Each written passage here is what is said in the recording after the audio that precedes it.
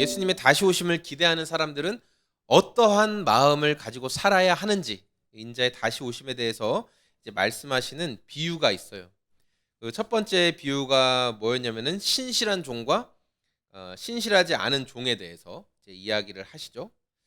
자, 그러면서 주인이 종에게 모든 것을 맡기고 떠났어요. 잘 관리해라. 그리고 이제 떠났는데 그때 하인은 이렇게 생각한 거예요. 아, 주인이 갔다가 굉장히 늦게 올 것이다. 이렇게 생각하면서 늦게 올 거라고 생각하면서 다른 종들을 막 자기 마음대로 부리고 때리고 막 흥청망청 친구들이랑 먹고 마시고 했어요. 그러다가 갑자기 주인이 오셨죠. 뜻밖의 날에 오셔서 슬피 울며 이를 갈게 됨을 경험하고 또 두 번째는 열처녀 비유. 열처녀 비유 여러분 아시죠? 열처녀 비유를 말씀하셨어요. 그러니까 이스라엘의 결혼 문화는 먼저 부모들끼리 한 1년 전쯤에 결혼하기로 이렇게 이야기를 해요. 약혼을 하죠. 그런데 그 약혼이 굉장한 효력이 있는 거예요. 그래서 뭐 거의 결혼이나 진배 없는데 그러나 한 1년 전쯤에 하는 그 결혼에 바로 신랑 신부가 만나는 것은 아니고 부모님들끼리 정략 결혼 약혼을 해놓고 그리고 그 1년 안에 어느 날짜에 신랑이 신부를 데리러 신부의 집으로 가게 됩니다. 그래서 이 신부와 신부의 친구 들러리들은 신랑 올 날을 기다리면서 계속 그렇게 준비하고 있어야 되는 거예요. 어느 날짜에 올지 몰라요. 그러나 반드시 와요. 왜냐하면 이 결혼은 아주 분명한 약속이기 때문에 둘 중에 누군가가 이 결혼 서약을 어기면 엄청난 피해를 받습니다. 예. 그리고 공동체 안에서도 큰 그 손실이 일어나요. 그래서 절대 그 결혼은 누군가 이제 죽지 않는 이상은 함부로 깰 수가 없어요.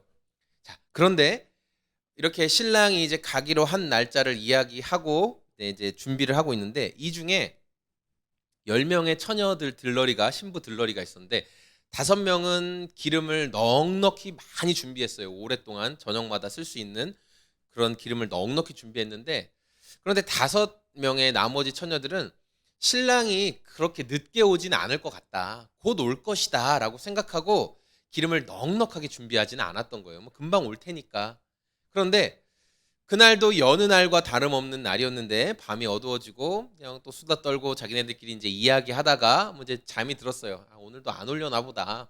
이렇게 잠들었는데 갑자기 저 멀리서 신랑이 온다 이런 이야기가 들린 거예요. 이제 신랑 앞서가는 이제 길을 앞잡이하는 사람이 먼저 크게 외친 거죠. 신랑이 온다. 그럴 때 기름이 넉넉했던 5처녀들은 이제 불을 더 환하게 밝히고 이제 신랑 올 것을 준비하고 있었는데 기름을 아주 조금만 준비했던 당장 쓸 것만 준비했던 5처녀는 빌려달라고 하죠. 너 우리 기름 좀 빌려주라. 했더니 이 슬기로운 처녀들이 이걸 빌려주면 우리 쓸 것과 너희 쓸 것이 다 부족하게 되니까 지금이라도 빨리 기름 장사한테 가서 사와라. 이렇게 이야기합니다. 그래서 이 5명의 처녀가 기름 사러 갔고 기름 사러 갔다 돌아왔더니 이미 문은 닫혀 있고 그 혼인 잔치는 이미 그 안에서 신부 집에서 1차로 혼인 잔치를 하거든요. 이미 시작이 됐어요. 그래서 문 좀 두드리면서 열어주세요. 주님 문 좀 열어주세요 해도 내가 너희를 알지 못한다 그러면서 그들이 못 들어갔다는 거예요. 그러면서 예수님이 하신 말씀이 그러므로 깨어 있어라. 너희는 그 날과 그 시각을 알지 못한다. 그러니까 예수님이 다시 오는 날짜를 정확하게 모르기 때문에 너희가 늘 깨어 있어야 한다라고 말씀하신 거예요.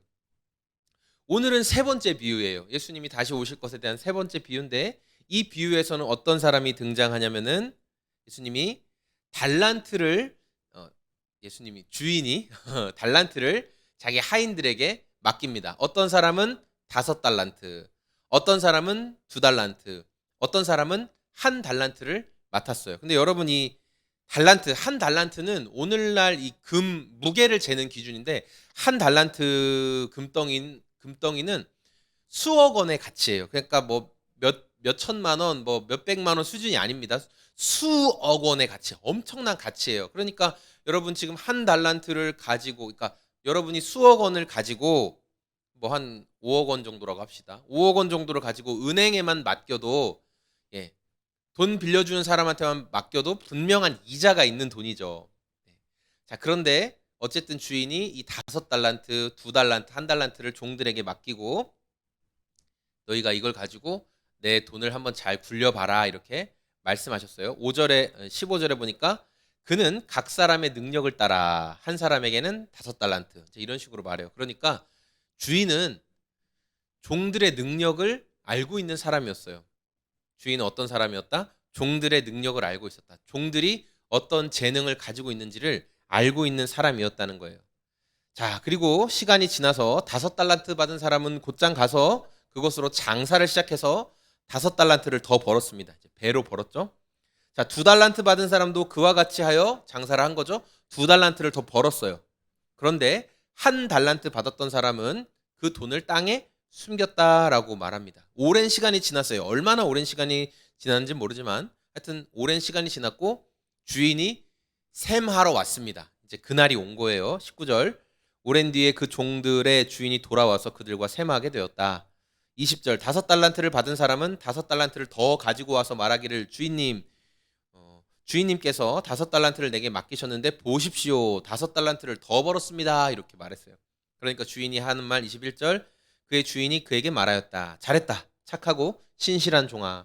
내가 적은 일에 신실하였으니 이제 내가 많은 일을 내게 맡기겠다. 와서 주인과 함께 기쁨을 누려라. 이렇게 말했어요. 착하고 신실한 종이라고 칭찬받고 주인의 기쁨의 잔치에 너 참여해라. 내가 너에게 더 많은 걸 맡길 것이다.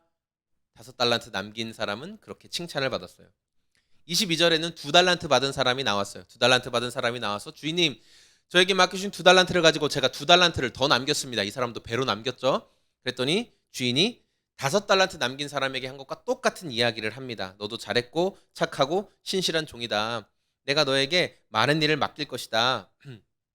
너도 주인의 잔치에 참여해서 함께 기쁨을 누려라. 이렇게 말씀하고 있어요. 2달란트 남긴 사람도 자기 재능에 맞는 그 안에서 주인에게 분명한 것을 남겨드렸죠. 자, 이제 24절에 1달란트 받은 사람이 다가왔어요. 그래서 그가 하는 말이 이겁니다. 주인님, 나는 주인이 굳은 분이시라 심지 않은 데서 거두시고 뿌리지 않은 데서 모으시는 줄로 알고 무서워하여 물러가서 그 달란트를 땅에 숨겨두었습니다. 보십시오. 여기에 그 돈이 있으니 받으십시오. 이 1달란트를 땅에 숨겨놨던 사람은 주인님은 이렇게 자기에게 맡긴 달란트를 제대로 보존하지 못하면 아마 저에게 엄청나게 큰 벌을 내리시는 무시무시한 분인 것을 내가 알기 때문에 제가 이 돈을 한 푼도 허투루 쓰지 않고 제가 땅에 잘 감춰놨다는 거예요. 그리고 돌아와서 자 여기 보십시오. 그 돈이 여기 있으니 받으십시오. 그렇게 말했어요. 그냥 1달란트 그대로 땅에 묻혀놔서. 모르죠. 이게 또 괜히 녹슬거나 그러면 동록이 먹으면 오히려 더 손해일 텐데 자, 어쨌든 그렇게 해서 주인께 드렸어요. 그랬더니 주인이 말하죠. 26절 악하고 게으른 종아 너는 내가 심지 않은 데서 거두고 뿌리지 않은 데서 모으는 줄을 알았다. 그렇다면 너는 내 돈을 돈놀이하는 사람에게 맡겼어야 했다. 그랬더라면 내가 와서 내 돈에 이자를 붙여 받았을 것이다. 네가 나를 이렇게 그렇게 엄한 사람인 것을 네가 알았다면 실제로 그런 사람도 아니지만 네가 나를 그렇게 오해해서 참 주인은 엄한 분이야라는 거 알았으면 적어도 너에게 맡겨준 돈에 대한 이자 정도는 찾을 수 있지 않겠나라는 생각을 네가 당연히 했었어야지. 예, 이렇게 말을 하는 겁니다. 그러면서 그 돈에서 이자라도 붙여서 받았어야지 왜 아무것도 안 하고 그걸 숨겨만 놨느냐 책망하시죠. 그리고 그의 1달란트를 뺏어서 10달란트 가지고 있는 사람에게 주고 자, 이 사람은 쓸모없는 종은 바깥 어두운 데서 내쫓아라. 거기서 슬피 울며 이를 갈게 될 것이다. 이렇게 그 사람의 처지, 딱하게 된 처지에 대해서 말씀하십니다. 슬피 울며 이를 갈게 되는 곳은 예수님이 지옥을 말씀하실 때 이 비유를 많이 사용하세요. 어두운 곳, 슬피 울며 이를 가는 곳. 예수님께서 그렇게 말씀하신 거예요. 자, 오늘 우리가 이 말씀 보면서 여러분 기회를 낭비한 사람의 슬픈 결말을 함께 보게 되죠. 그런데 중요한 거는 우리가 이렇게 신앙생활 하다 보면은 자꾸만 비교하게 되거든요. 나는 이렇게 달란트가 많지 않은데 저 사람은 달란트가 많아서 참 결실이 많구나, 열매가 많구나. 또 저 사람은 태어날 때부터 그런 달란트를 가졌으니까, 그런 능력을 가졌으니까 하면서 누군가 가지고 있는 그리고 누군가 많이 누리고 있는 것들에만 집중을 해요. 그 사람은 많이 가졌으니까, 그 사람은 많이 있으니까, 그 사람은 재능이 좋으니까 그러니까 저만큼 남길 수 있었지라고 생각하면서 자꾸만 비교하거든요. 제가 얼마 전에 그 이영표 집사님의 간증을 들었던 게 있어요. 동기부여하면서 이영표 집사님이 그런 이야기를 하시더라고요. 자기가 피아노를 하나도 못 치는데 자기가 매일 피아노를 3시간씩 연습을 했다고 치면, 하나도 못 치는데 3시간씩 연습을 해요. 처음에 뭐 손가락부터 해서 도레미파솔라시도 손가락 놀리는 걸 하겠죠. 자, 그러면서 매일 3시간씩 하면은 처음 그 피아노를 치는 사람을 만난 사람은 그냥 너 뭐 피아노 못 치는구나 이렇게 얘기할 거예요. 너 피아노 못 치는구나. 그래, 연습 많이 해라. 이렇게 얘기하겠죠. 그런데 그렇게 해서 1년이 매일 3시간씩 연습해서 1년이 지난 다음에 이 피아노 치는 사람을 누군가가 처음 봤다면 피아노 좀 칠 줄 아시네요. 이렇게 생각할 거라는 거예요. 근데 매일 3시간씩 10년을 피아노를 연습했는데 그 10년을 연습한 사람을 누군가 처음 만나면 그 사람이 피아노 치는 모습을 보고 뭐라고 얘기할까요? 와, 당신 피아노에 굉장한 재능이 있군요. 오, 당신 피아노 정말 잘 치는군요. 달란트를 가지고 있군요. 분명히 이렇게 말할 거라는 거죠. 그러니까 이영표 선수가 하고 싶은 말은 그거였어요. 달란트라는 것. 타고난 달란트가 더 중요한 게 아니라 가지고 있는 그 어떤 것이라도 좋으니 거기에 노력을 사용해서 그것들을 더 발전시켜 나가는 게 중요하다. 연습하고. 그래서 본인의 그 연습하는 거, 축구 선수로서 연습했던 거. 나는 모든 공을 다, 사람들의 공을 다 따오고 싶다.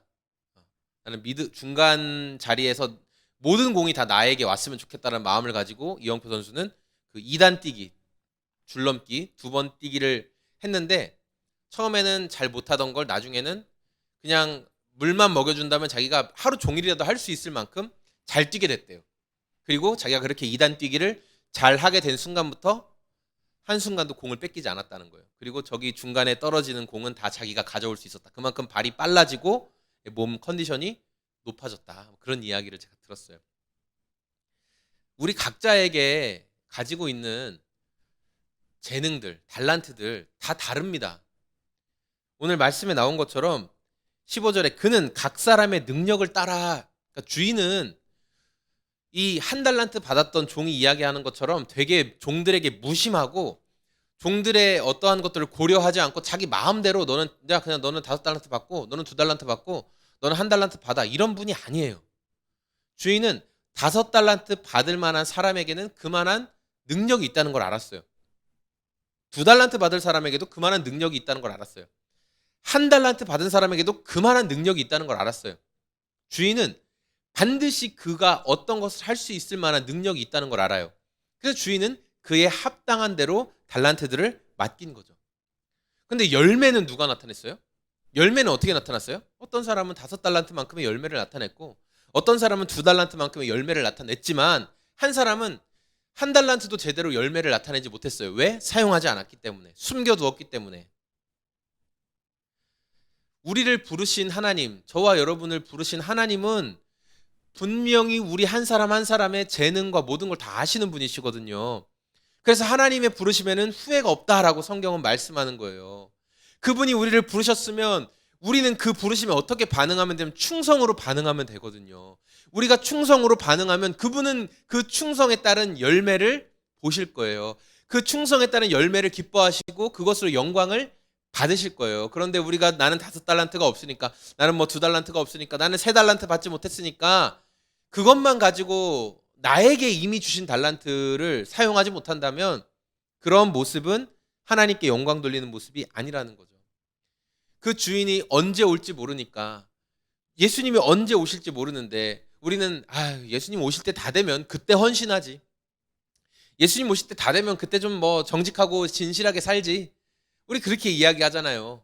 그러나 오늘을 그렇게 살으라는 거예요. 왜냐하면 이미 우리에게 뭘 주셨기 때문에, 달란트를 주셨기 때문에, 오늘 우리에게 달란트를 주셨기 때문에 오늘 매일 순간순간마다 그 성령님의 소욕을 따라서, 성령님이 우리에게 원하시는 그 걸음을 따라서 살아가라, 예수님은 말씀하시는 거예요.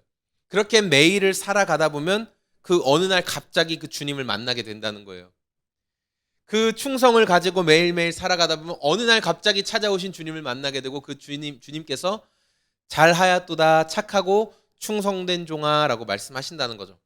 그러나 여러분 각자에게 주신 달란트가 있는데 그것을 사용하지 않고 그냥 내 맘대로, 이건 달란트도 아니야. 한 달란트는 5달란트에 비해 돈도 아니야.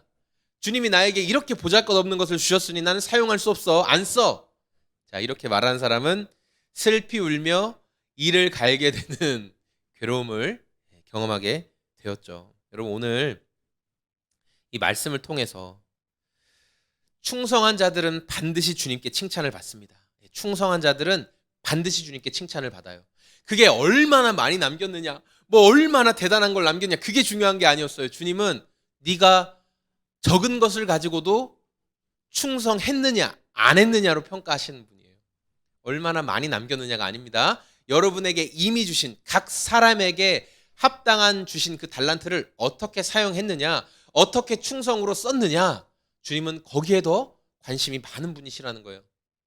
우리 비교하지 말고, 나는 어떤 달란트를 받았는가, 나는 어떤 달란트를 제대로 쓰고 있지 못하는가, 우리 그런 것들을 막 자꾸 비교하면서 나는 달란트 안 주셨어 원망하고 불평하는 삶이 아니라, 이미 저와 여러분에게 주신 그 달란트, 그것을 가지고 어떻게 충성의 열매를 보여드릴까, 어떻게 성령님의 소욕을 따라 충성의 열매를 맺으며 살아갈까. 그래서 그 끝에 갑자기 오시는 주님을 기쁨으로 어떻게 만날 수 있을까.